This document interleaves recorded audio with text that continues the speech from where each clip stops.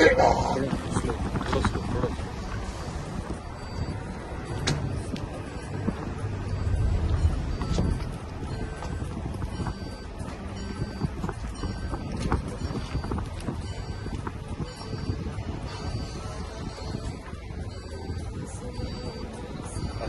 हाँ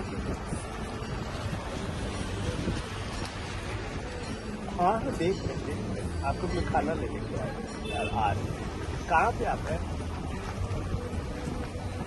मतलब साइड में कहाँ पे? इंड पे के स्टार्ट पे? अच्छा, वो लर्निंग की गाड़ी है फिर उसी में बैठे आ रहे। हाँ हाँ, वो सामान वाला आगे नहीं है भाई, खाली कितना देर लगेगा इधर से ऊपर आने में।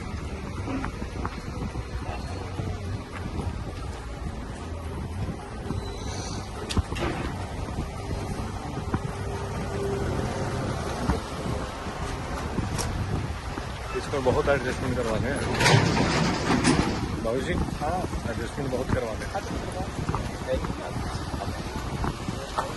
ये देखिए कितना आगे खड़ा कर रहे हैं।